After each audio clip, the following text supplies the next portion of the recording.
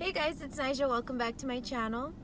So I'm getting some downloads on cryptocurrency, which this is new for me because I just started recently getting into what it's all about, because it's been a big topic of discussion on how the financial system could be changing in the future. So I just try to keep on top of that stuff, as well as I just am really fascinated by the abundance codes.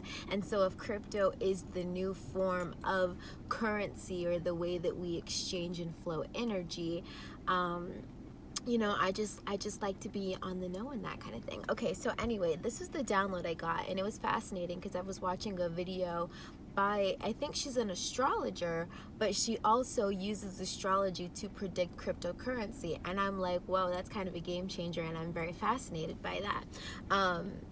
And I can totally see how it's like legit, about how the planetary placements, the influential energy that radiates from the planetary placements, of course, if it's affecting the people, of course it would affect the financial system, the exchange and flow of energy. That's all the financial system is.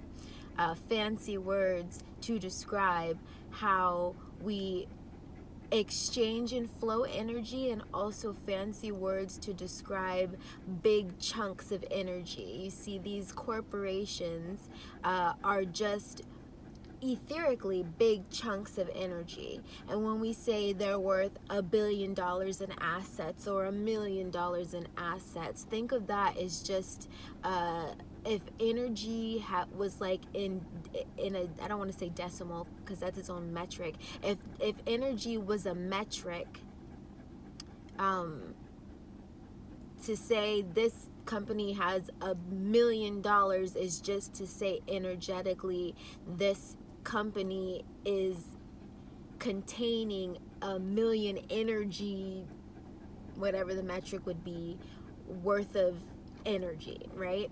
I don't know if that makes sense. If it doesn't, disregard. This is what the video is about right here. So she was basically talking about how the financial system that America has is volatile. I don't know if that's the correct word, but basically saying that it's basically made out of a house of cards, meaning it's not stable, because you can't just keep printing currency, because that leads to inflation. Inflation is when your money loses value over time. Okay, I know this video is like, what? Anyway, so there's a point though. Okay, so she was saying that we would be moving to the crypto currency of Bitcoin or some other type of cryptocurrency in the future. Cryptocurrency is just digital currency, for those of you guys who don't know what cryptocurrency is. Okay, so when we have physical paper dollars, that's one thing, but when we have crypto, that's digital dollars. Okay, so that's what we're talking about. She was basically saying the good thing about like Bitcoin and certain cryptos is that they have a definite amount, a finite amount. They can only create so many, or they can only mine so many, which creates scarcity, which is a positive thing in their opinion, because it gives it more value. If there's only 100 of these available and you don't have it, it becomes more valuable, but only if the collective sees value in that particular form of currency. I don't know if this is making sense, but I'm gonna keep going.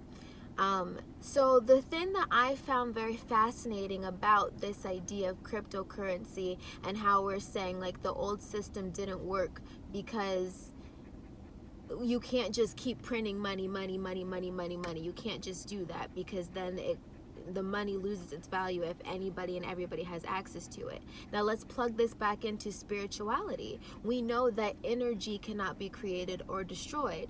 Energy is infinite. Everything is energy, right? So the reason why our financial system was able to print an infinite amount of, you can keep printing dollars,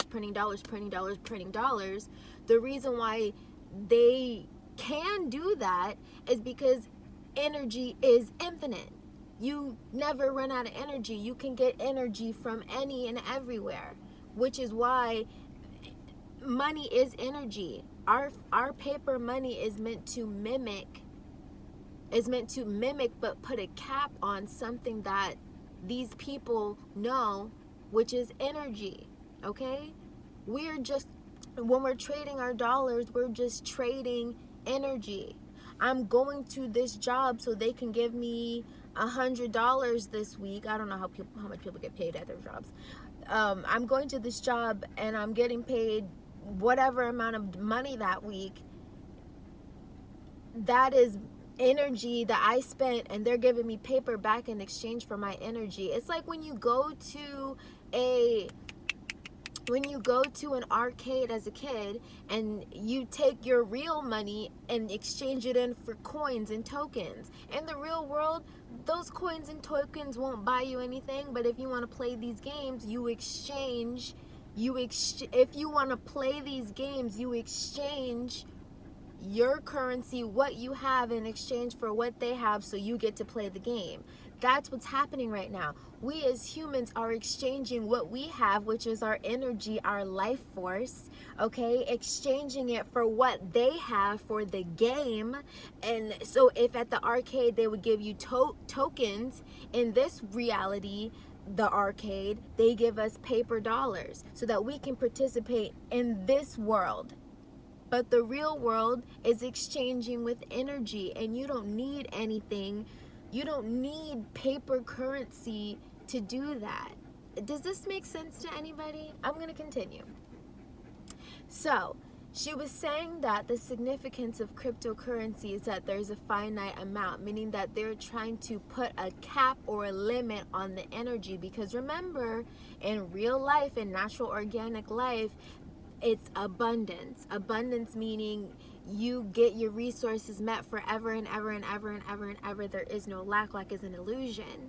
Okay, so if we are playing this game of cryptocurrency, and this is just the download that went off in my head, I can see how it could be a positive thing, because there is a finite amount, which creates scarcity, which creates more value if you have it and no value if you don't have it. However, it's just the same thing. You see, their paper system has failed. It's collapsed. It's failed them, and so now they're transitioning to a digital system because there is a finite amount.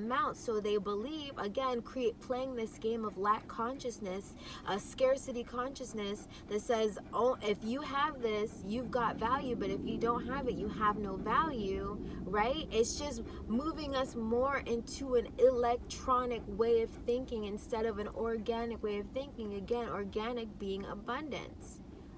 Look at the if you have a seed and you put it in the ground and it grows a fruit tree, right? That fruit that is born from the tree can be planted into the ground with its seeds and do it again and again and again and again. That is natural abundance. That is a natural thing that is available to us. Okay, so yeah, whenever the government was printing dollars,